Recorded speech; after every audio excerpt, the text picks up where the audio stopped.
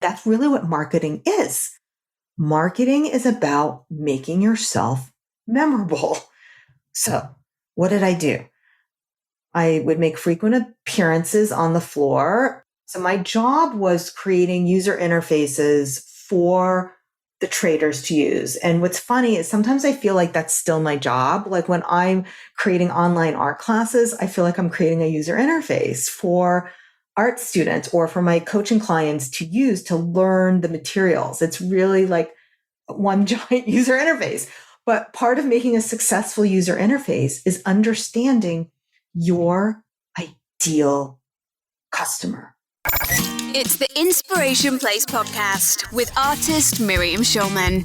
Welcome to the Inspiration Place podcast, an art world insider podcast for artists by an artist, where each week we go behind the scenes to uncover the perspiration and inspiration behind the art. And now, your host, Miriam Schulman.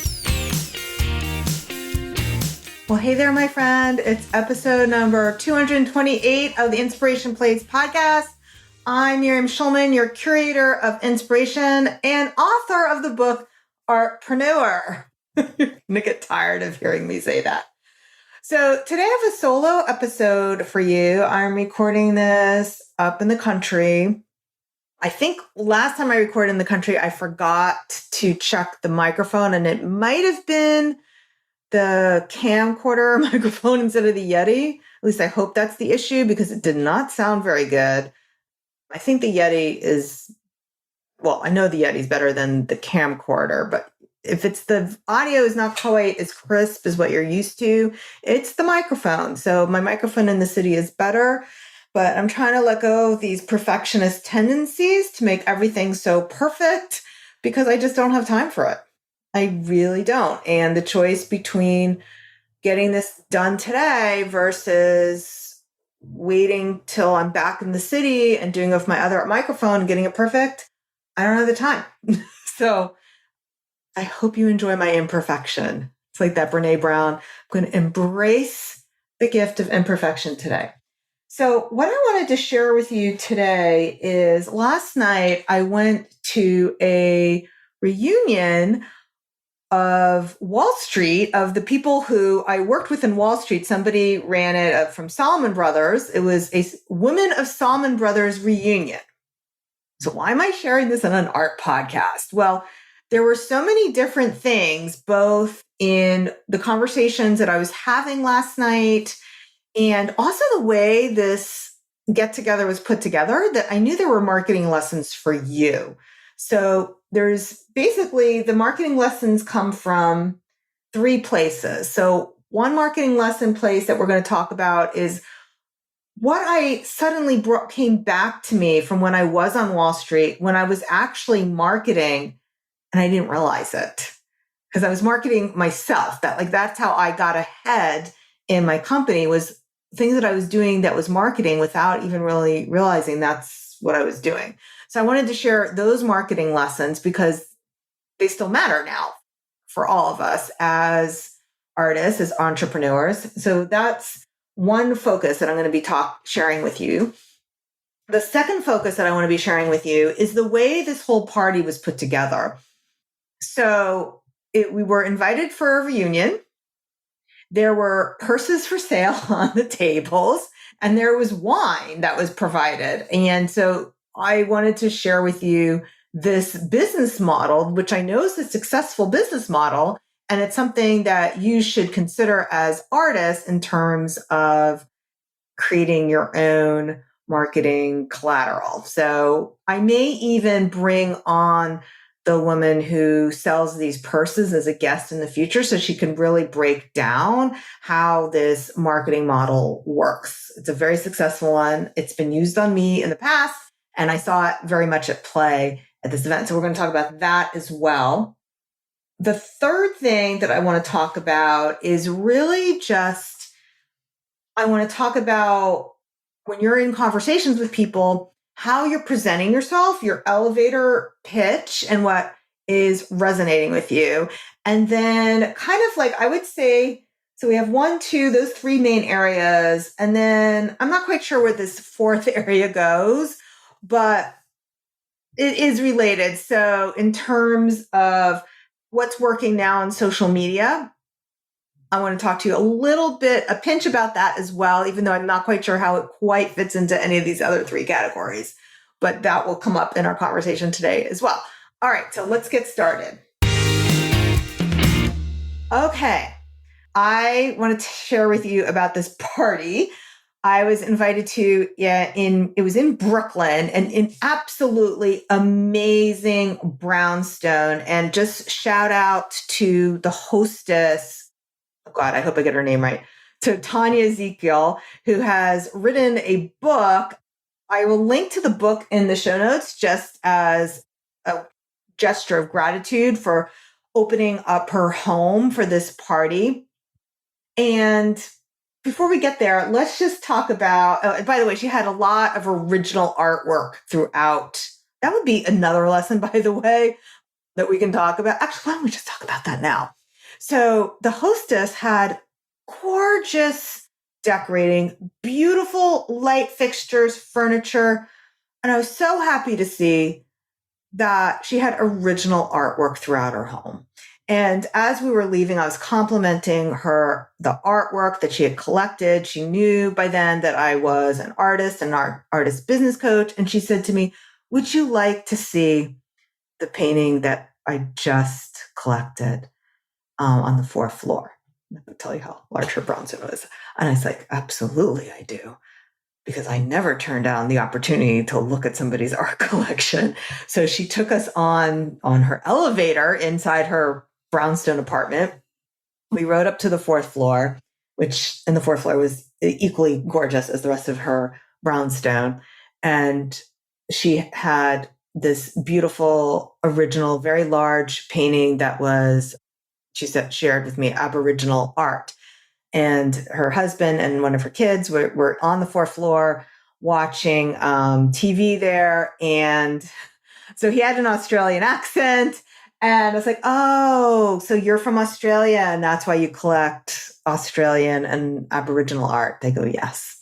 And that is something that I talk about a lot in the podcast, is that people always collect art that has special meaning to them. And the more you can talk about your own personality, your own values, where you're from, the more likely you're going to connect to a collector who those personal things matter to them. Because what this woman said to me isn't, I love this art because it's blue or because it's in oils or because it's mixed media or because of any of the things that I see a lot of artists writing about on their website. She said, I have this new Aboriginal art piece. You've got to see it. So she shared with me what her connection point was to the artwork. So that is kind of like an extra lesson we'll like put in there. All right. So back to the party. So I was a little bit intimidated as soon as we walked in because I actually only worked at Salomon Brothers a few years before I left to go work for the hedge fund. And my friend who I was with, she actually worked at Salomon Brothers for 25 years. And I thought she would know way more people at this party than me. And she did know more people than me. But it was very interesting. As soon as we walked in, one of the hostesses, not the owner of the home of the brownstone, but one of the people whose names was on the invitation, it was the sister of the purse seller, she recognized me. And it was one of those moments where I was a little embarrassed because I didn't totally remember her. So she looked kind of familiar, but I wasn't sure. You know how sometimes people look familiar because it's like a type? I remember that type of person who used to work on Wall Street. This very attractive, thin, beautifully dressed. That was a certain type of woman who worked on Wall Street back in the 90s when I was there, but she totally remembered me. And she wasn't bullshitting me either to sell purses, by the way. It wasn't her purses for sale. But she did remember me. She's like, oh, I remember you because you always used to come on the trading floor. And I didn't work on the trading floor. I worked in research. And Victoria, my friend who came with me, his name is Victoria. I hope she doesn't mind if I used her first name. But my friend who came with me, who worked for 25 years, who worked in research, she hardly ever came on the trading floor. I always made a point of coming onto the trading floor, whether I was invited to or not. And what I was realizing is that the reason she remembered me and the reason that I did so well when I was working in that position is because coming onto the trading floor was part of my personal marketing, part of my marketing. So there was a few things that I did, and I didn't do it the very first year I joined. By the way, when I joined the company, it took me at least a year to understand that I needed to be doing these things in order to grow in the company. So the first few months I was there, I did a good job. They gave me a good bonus. And, a good bonus to me back then, I think was $1,500. It was enough to help me buy my wedding dress, basically. So I was very grateful. But then the following year, during my review, I realized that they didn't really know what it was that I had done. I had just assumed my doing a good job that it was going to filter to the people and that they would know what I had done, but they didn't.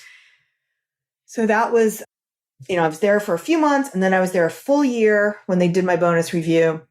And then the next year, I took a completely different approach. And I did a couple of things, and this is what made me memorable. And that's really what marketing is. Marketing is about making yourself memorable. So what did I do?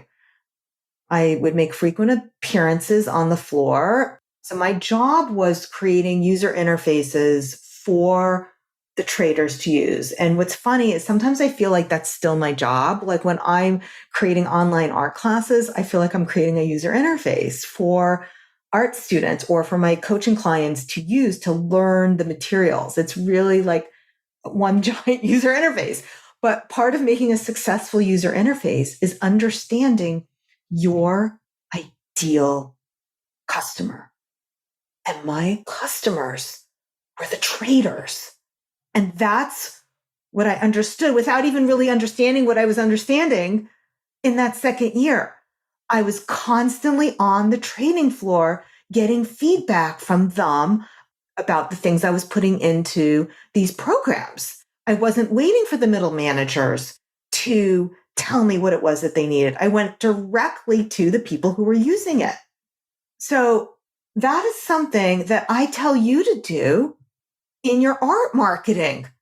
I tell you, go in person. Even if you don't make as many art sales as you think you're going to make, that's not even the point. It's market research. When you go to an art show and you're in front of real human beings and they're giving you feedback, you're going to get the kind of feedback you would never get on social media. First of all, they hardly ever see what we're posting on social media anyway.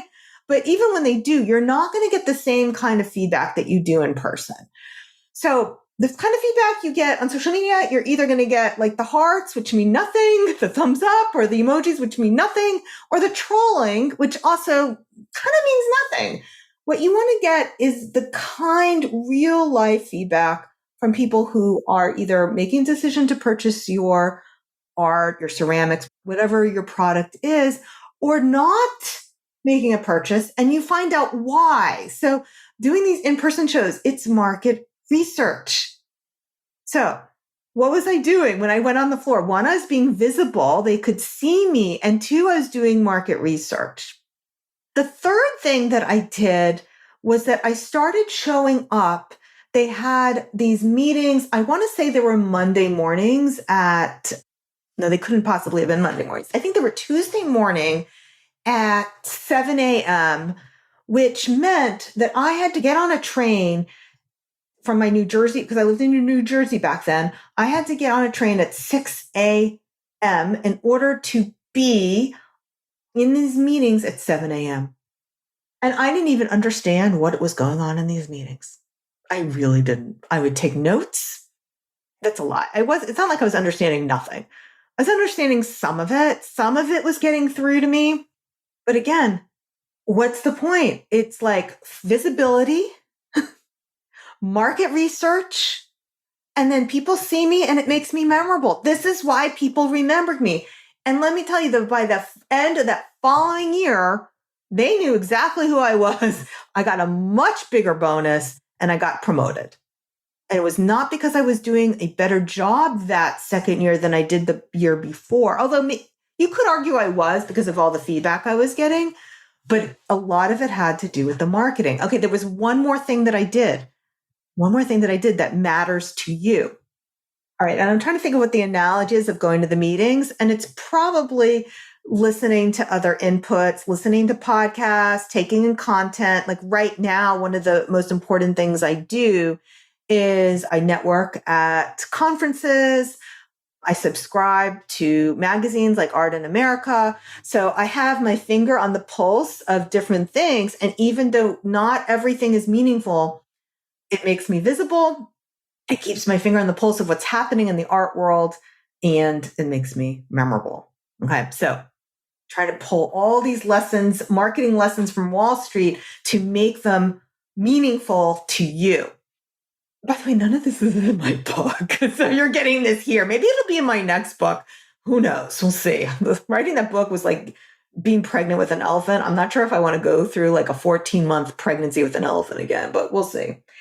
All right. So there was a fourth thing that I did. So I said the going on the trading floor, going to the meetings, and maybe there was only three things I did. Okay. So going to the meetings, being visible on the trading floor. The third thing that I did during that year that helped me get that bigger bonus and the promotion, which is going to be something that's meaningful to you, is that because at the end of the year, I realized they didn't know what I was doing. I decided that I was going to update them. And I want to say I was doing this monthly, which sounds like a lot, but it wasn't. Every month I would write down what I'm working on and what I've accomplished. And I would give it to my boss, and I would give it to my boss's boss because I didn't trust my boss. He's the one who sexually harassed me inside the book that you'll read about. I gave it to my boss. I gave it to my boss's boss. And so I gave it to like a few people, like the managing directors, basically. And this way, I wasn't waiting till the end of the year to tell them what I had done. I wasn't waiting until they had that meeting that said, this is what, here, good job, Miriam, or bad job, Miriam, or meh. I was informing them all along. Now, what's the marketing lesson for you? I'll tell you. What do I tell you to do all the time? Send emails. Send emails. Tell them what you're working on. Tell your collectors, these are my works in progress. This is what I sold. I'm in a new gallery. All these things, your collectors want to hear about them. Again, they want to ride that wave of success with you. You don't have to wait till you're at the finish line. They want to be part of that whole journey and share the success because they're not paying attention to every single thing you're posting on social media. So send emails. Now, to write a memo once a week, that would have definitely have been excessive for what I'm talking about, but sending an email every week is not excessive for marketing. If you think about it in terms of like compared to social media posts, if you only posted on social media 12 times a year, not enough. Not enough. So an email every week, not too much. Definitely not bothering people. Okay, so those are the three lessons that I realized I was doing in terms of marketing myself. And all this kind of came back to me when I ran into this woman who knew who I was, who I couldn't remember who she was at all. And that's because I don't think she wasn't a trader. I think she was in the sales team, and I didn't interact with the sales team as much as I did with the traders. So that's probably why she remembered me and I didn't remember her. Seeing a woman come onto the trading floor, people do notice that. It's definitely a male-dominated place. They're going to recognize women. And maybe I did know her back then. I feel bad that I don't really remember her. But then again, I don't remember what I ate for dinner yesterday. So I can't even remember when I take my vitamins. So that has probably nothing to do with her. All right. So that was the big bucket that I wanted to share with you about. Bucket number one was kind of like what it was that the marketing of myself in Wall Street and how that's really the same thing as marketing yourself now as an artist. So wanted to share that with you. Okay. So then I want to go to the second bucket here that I wanted to share with you. And that was the business model of the party itself. So I hadn't really paid too much attention that purses were going to be for sale when I got the invitation. So I got the invitation from my friend who actually never even made it to the party. She had forwarded it to Victoria and I. It was a reunion. We were asked to forward it to our friends. And I want to say there were like 40 people who had RSVP'd saying they were going to come. And there were at least 30 people who showed up at this party. When we walked in the door, we were given a name tag and we were asked to verify our email address. Okay. And there was not a big emphasis on the purses at the party. The purses were all around the room. There were like different versions. There were different leathers that we could look at. But for the most part, you've heard me say this on the podcast before, I'm not into purses right now. Like I use my Kate Spade belt bag pretty much every single day, including this party. I wear the belt bag around my waist, walking around New York. And when I enter a room, so it doesn't look like, I like a snake who swallowed a rat, I unhook my belt bag and then I rehook it and I wear the belt bag around my shoulder as if it was like a shoulder purse. I'm really not into purses. I don't do that at a wedding, by the way. At a wedding, I'll bring a nicer bag. I'm just not into purses. So I really wasn't interested in that. But I was interested in trying to reverse engineer the business model. So the person who was the sister of the person who recognized me. So I don't believe she actually worked at Salomon Brothers. My recollection is that she was on Wall Street. She worked for Goldman Sachs, not Salomon Brothers. Her sister worked for Salomon Brothers, but her sister was the one who coordinated this reunion. So after she came around to us and was like giving a little spiel about her purses, not a big spiel, a little spiel, I pulled her aside and I started asking her questions about the business model. And I said, so you're going to follow up with us with the emails, aren't you? And she said, yes. I said, do you do these parties often? She goes, yeah. I said, so this must be a successful business model for you. She says, oh yeah. She has a multi-million-dollar business. Multi-million-dollar business selling purses. So she doesn't design them herself. She has, I think, 2 lead designers working with her. And just to give her a shout out, I didn't bring to the country with me the name of the business, but I will make sure that her purse business is in the show notes for you. So this is episode 228, and we'll put a link for that in there so you can check it out. But she was explaining to me how the purses, they're sustainable, there's no waste. The beauty of it is that people can design them themselves. But here's really what I want you to hear. Because I'm dancing around it, but it may not be as obvious to you as it was to me. And if it isn't, don't feel bad because it wasn't obvious to most people. They were not pushing the purses at this party. But here's what they did. They had a reunion of high net worth women who had all worked on Wall Street. Well, in this particular case, all worked for Salomon Brothers, which was a big Wall Street firm. So the purpose was the reunion. But the other purpose was getting together high net worth individuals. She did have the purses on display. They were next to the sushi bar. They were next to the hummus bar. The food was beautiful, by the way. It was all, I think most of it was like either vegan or kosher, which was perfect for me. I was so excited. Like I could eat anything I wanted actually, it wasn't all vegan because there was cheese there too, which I may or may not have eaten. But anyway, the purses were on display, but it's not like a Tupperware party where we were sitting around the circle being pushed to buy things. There was no order form that got passed around. But I asked her, you're going to follow up with us afterwards, aren't you? And she said, yeah. Yes, she is. And I am not going to be one of the people buying the purses. However, I am talking about her on the podcast, which will probably help her more than me buying the one purse. But I did have the experience about 6 years ago when I became vegan. Now I'm not vegan anymore. I'm vegetarian or a liar. I don't know what you want to call me. I do eat cheese and fish. So I'm not vegan anymore. But when I first became vegan, and I was strictly vegan for several years, I just I went to go to a book party for Gabby Bernstein's new book, The Universe Has Your Back.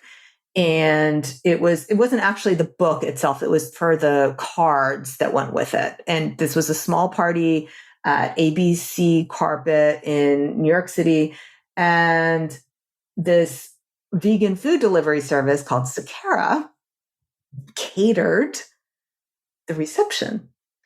And to get into the book party, and I think I paid to go to the book party because part of it was seeing Gabby Bernstein, and then you got the card deck. But I had to sign in with my email address. And I really liked having the vegan reception. And a week later, or a couple days later, I got an email from Sakara saying, hey, use your Gabby Bernstein, take 15% off coupon code, like thank Gabby or whatever it was. And now 6 years later, I still get that vegan food delivery service. So even if I was the only person who signed up for that to try out the vegan food delivery service that day, they made money from that party. And I probably wasn't the only one. I may be the only one who's still doing it, but I bet there were a lot of other people who tried it out because there was an alignment between the ideal customers. Gabby, I think herself I think she's vegetarian or vegan. And all the people who came to this party were, a lot of them were Gabby wannabes to some level or another. And so these were people who would be very willing to try out a vegan food delivery service. And I was definitely one of those people. So yeah, this business model works. So I want you to think about, how could this business model work for you? How could you partner up with some sort of reunion for high net worth individuals? And there was one more thing she shared with me, one more thing. So her sister is part of a charity. And I think she had shared with me that 15% of the proceeds for the purses were going to this charity. So that was going to be part of the marketing as well. So now I'm recording this the day after the party. I have not received yet the follow-up emails, but that is definitely one of the angles. And it was interesting because I'm always telling you, partner with a charity, because people are more willing to spend money on themselves when they know it's supporting a good cause. All right. So that was bucket number 2. As I said, I wanted to share with you how I used to market myself on Wall Street. I wanted to share with you this business model of selling purses, which you can be able to apply to selling jewelry, pottery, artwork, anything. And then the third thing I want to talk to you about was my elevator pitch. So I remember when a few years ago, pre-COVID, like I'm only starting to go back out in the world again, and say what I'm doing. And pre-COVID, I was pretty much only an artist. And when people would say to me, what you do, I would say I'm an artist, and they were excited to talk to me about it. And now my elevator pitch, doing air quotes, it's not really pitch. People just say, what do you do? But that's what you're supposed to give a pitch. And I had been stumbling for a while and saying, I'm an artist. And they say, what kind of work you do? And they weren't really that interested in hearing about it. But that's not because they're not interested in artists. That's because the way I was talking about it was not interesting enough. And now I started introducing myself as I coach artists. I'm an artist business coach. And people are very excited to hear that. And it's not because artist business coach is more exciting than being an artist. It's because that's what I'm most excited about. And so the answer isn't really how to give a perfect elevator pitch or what even it is that you're saying. But I do want you to go back and listen to the podcast episode I did with Anna Swee about using your personal genius to find flow in your marketing and your sales. And that's exactly what she talks about. She talks about it's your enthusiasm that is going to sell your art. And tapping into that. So whether it's your enthusiasm to sell what it is that you're doing or your enthusiasm about your art, that is what you need to be talking about. So that was something that I was like, okay, I really wanted to share that with you. And then remember I said there was a fourth thing I wanted to share with you. And this is when I was talking to people about the book. So right now, my book, as of we're speaking, it's trending on Amazon in 3 categories. One, entertainment, which, yes, it belongs in entertainment because the other books that are in that category are like music business books and theater business books, so art business books. And I do include examples of music and, how to make it as a musician in this book. So definitely belongs in that. The second category, though, is workplace culture. And when I first saw that on Amazon, I said to my publisher, hey, shouldn't this book be in the creativity category? And then they told me they have no control over which categories it shows up in. I think it's based on the content of the book. So why is my book showing up in workplace culture? Well, chapter 2 of the book is about workplace culture. Because, and here's something I was sharing last night, and the women there were like, oh my gosh, what you just said, I want everyone to hear. And so I want to share it with you right now. When I was talking about the book, I was telling them about the book because I said, I just wrote a book, and chapter 2 is about our friends. And friends are in air quotes, meaning the people who were famous at Salomon Brothers and the hedge fund that I worked for. So I said, yeah, but this is why I put that in the book, because so many people, and by people, I mostly mean women. I don't see men having the same hesitancy that I see women have. And so my publisher wanted me to make this book for everybody, but women, I am mostly speaking to you, just so you know. All right. Yeah, guys, this book is for you too, but this is the Great Resignation. All those people who quit their jobs, most of them were men. Why is that? Why is that? We are so afraid of taking risks. And not just women, all people are afraid of taking risks because we're scared of the tigers outside of the cave. But what we forget is there are snakes inside the cave. And that's what chapter 2 is really about. That's why I included chapter 2 in my book about the workplace culture, because this is something that wasn't just specific to me. It's something that's an experience that most women in corporate America experience. And things haven't really changed in 30 years.